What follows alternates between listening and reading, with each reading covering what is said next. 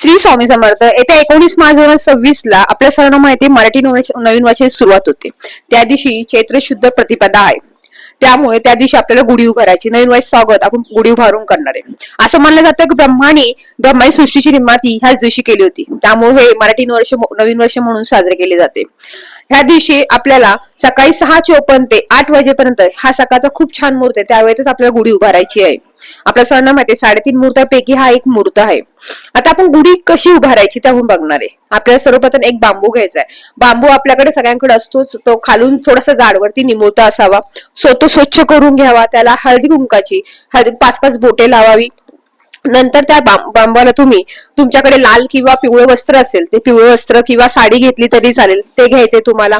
आंब्याचा किंवा फुलं असले कडुलिंबाचा पाला घ्यायचा आहे. त्याची ढाळी घ्यायची आहे. साखरेची गुढी घ्यायची आहे. हार घ्यायचा, फुलांचा हार घ्यायचा आहे आणि ते सगळं बांधायचं त्याला व्यवस्थित.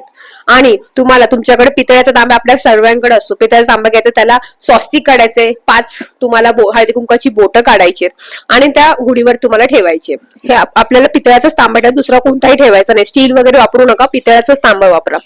आणि तुम्हाला मेन डोरच्या वेळेला आपला मेन डोर जो आहे घराचा त्याच्या बाहेर तुम्हाला स्वच्छ जागा करायची. तिथे पाट किंवा चौरंग घ्या, त्याच्यावर गुढी उभारा आणि तिथे तुम्हाला त्या गुढी उभारायची. तिथे त्यांना हळद कुंकू अक्षदा व्हायच्यात.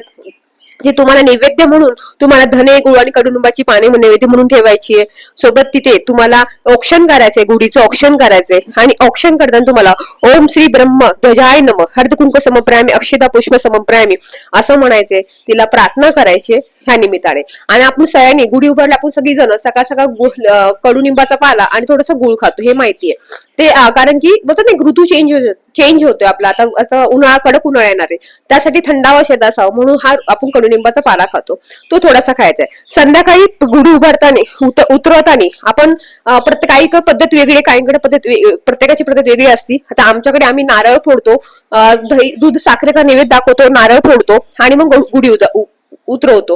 गुढी संध्याकाळी 5च्या नंतर तुम्ही उतरू शकता. संध्याकाळची 5च्या नंतर तुम्ही गुढी उतरायची तुम्हाला. आणि तुम्हाला ती साडी जी वगैरे तुम्ही ती युज करू शकता, कोणाला देण्याची गरज नाहीये. तुम्ही स्वतः युज करा, कारण तिच्यात ती पॉझिटिव्ह एनर्जी आलेली असते. त्यामुळे स्वतः स्त्रियांनी ती साडी घातली तरी चालेल.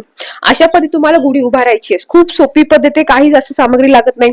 प्रत्येकाने आपल्या परीने आणि खान पद्धतीने करावी, कारण नवीन वर्ष स्वागत आपण आपल्या मराठी नवीन वर्ष स्वागत आपण करणार आहोत. त्यामुळे अशा उत्साहाने करावी. तिला नैवेद्य तुम्ही जे घरात करसाल, पुरणपोळी असो, श्रीखंड असो, काही चपाती भाजी असेल ते नैवेद्य म्हणून गुढीला दाखवा. आणि लहान मुलांनाही ते सवय लावा. ह्या दिवशी जेवढं शक्य असेल तेवढं नामस्मरणही करा. खूप छान राहील. श्री स्वामी